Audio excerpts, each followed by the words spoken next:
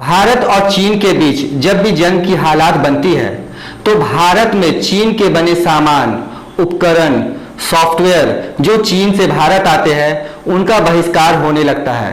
खासकर social media में एक मुहिम सी छेड़ दी जाती है।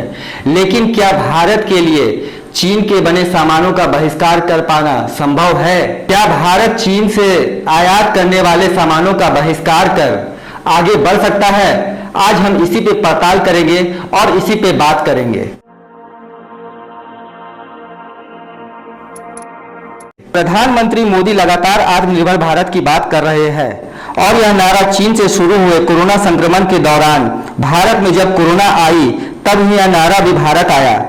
जब प्रधानमंत्री कोल ब्लॉक की नीलामी की प्रक्रिया पर बात कर रहे थे तब भी उनका जोर आत्मनिर्भर भारत पर था और इसी बीच सोशल मीडिया पर चीनी सामानों के बहिष्कार की मुहिम छिड़ी हुई है।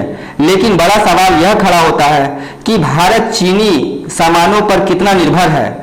क्या मौजूदा स्थिति में भारत चीन के सामानों का बहिष्कार करने के बारे में सोच भी सकता है?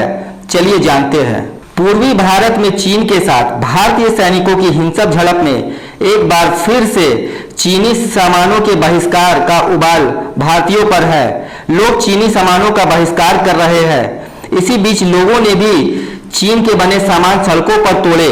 साथ ही चीनी सॉफ्टवेयर्स और एप्लीकेशंस का भी लगातार बहिष्कार किया जा रहा है।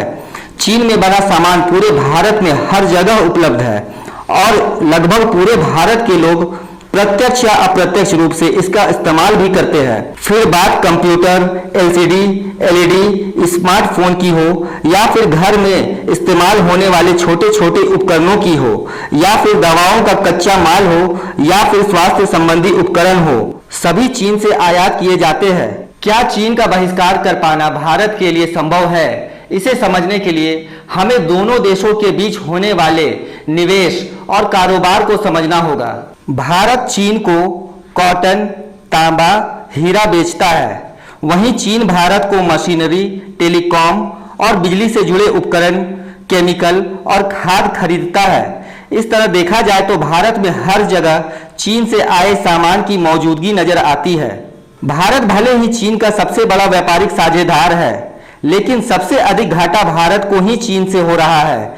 दोनों देशों के बीच 2018 में 95.5 अरब डॉलर का बिजनेस हुआ, मगर भारतीय विदेश मंत्रालय के वेबसाइट के मुताबिक इसमें भारत ने चीन से जो सामान निर्यात करता है उसमें भारत ने जो भी सामान निर्यात किया उसकी कीमत 18.84 अरब डॉलर की थी और इस कारोबार में भारत को लगभग 58 अरब डॉलर का घाटा भी हुआ था। इसके अलावा दोनों देशों के बीच की निवेश में भी भारी अंतर है। चीन के वाणिज्य मंत्रालय के मुताबिक सितंबर 2019 तक चीन ने भारत में 5.08 अरब डॉलर का निवेश किया था।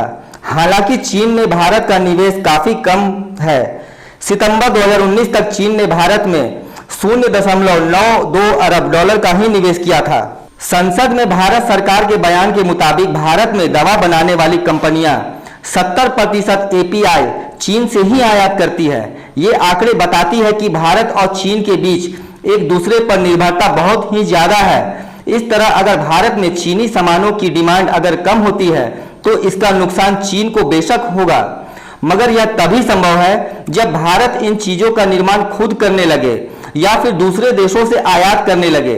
इसमें भी यह ख्याल रखना आवश्यक होगा कि लागत अधिक होने से सामान के दाम बढ़ न जाए, क्योंकि चीनी सामान सस्ते होने के कारण आसानी से हाथों हाथ बिक जाते हैं। तो बहरहाल ले देकर निष्कर्ष यह निकलता है कि भारत को चीनी सामानों का बहिष्कार करने से पहले चीनी सामानों के जितना या उससे सस्ते विकल्प ढूंढने होंगे, तभी हम चीनी सामानों को बाय बाय कर सकते हैं। धन्यवाद।